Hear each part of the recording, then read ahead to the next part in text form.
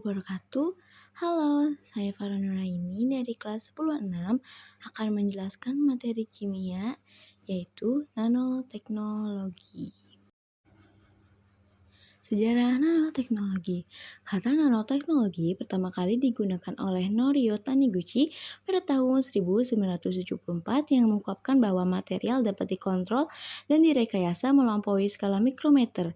Sejak saat itu, nanoteknologi terus dikembangkan pada berbagai bidang seperti kimia, fisika, material, sipil, listrik, kedokteran, mesin, pertanian, bahkan hiburan. Apa sih nanoteknologi itu? Nanoteknologi adalah ilmu atau teknologi yang mempelajari objek yang ukurannya sangat kecil, sepermilimeter, yang kemudian dimanipulasi untuk menghasilkan benda-benda baru dengan karakter khusus yang diinginkan.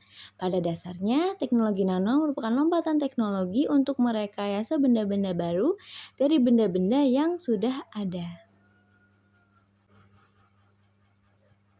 Manfaat nanoteknologi bagi kehidupan manusia sangatlah luas, meliputi aplikasi pada industri baja, pelapisan dekorasi, industri polimer, industri kemasan, peralatan olahraga, tekstil, keramik, industri farmasi, kedokteran, transportasi, pertanian, dan pangan, industri air, elektronika, kecantikan, dan masih banyak lagi.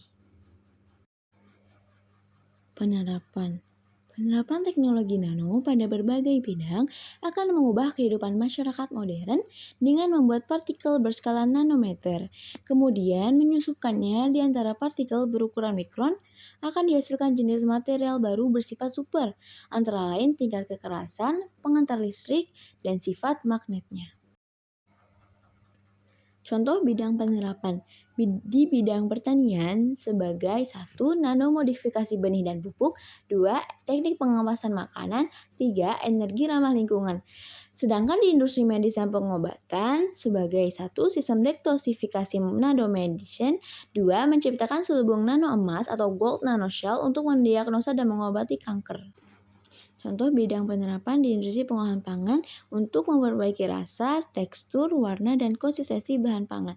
2. Meningkatkan daya serap dari zat gizi serta suplemen yang sehat. Di industri tekstil dan pakaian, membuat kain yang bersifat antibakteri, anti-UV, hidrofobik, anti-air, tidak mudah kusut, dan tidak mudah kotor atau safe cleaning. Nanopartikel. Apa itu nanopartikel? Nanopartikel adalah partikel yang berukuran antara 1 dan 100 nanometer.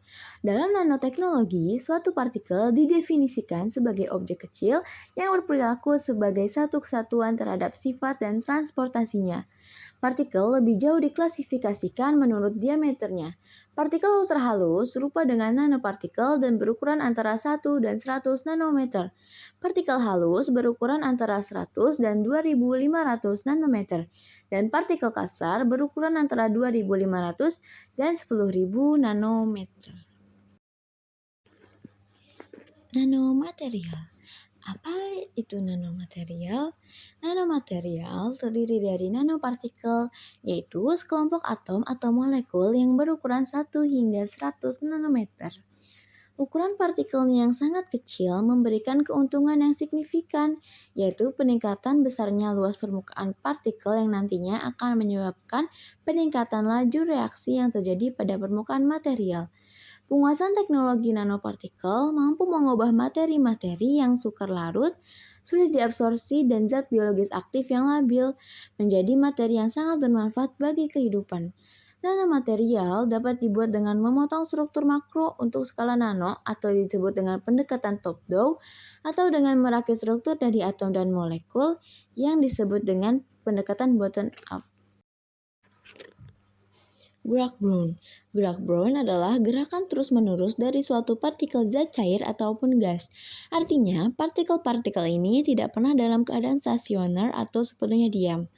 Hal ini pertama kali dibuktikan dan dicetuskan oleh Robert Brown, seorang botanis Skotlandia pada tahun 1827. Gerak ini dapat diamati pada zat cair koloid atau gas.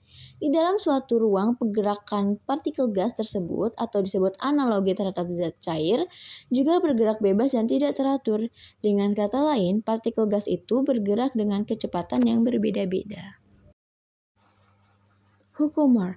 Hukum Moore adalah salah satu hukum yang terkenal dalam industri mikroprosesor yang menjelaskan tingkat pertumbuhan kecepatan mikroprosesor. Diperkenalkan oleh Gordon A. Moore, salah satu pendiri Intel.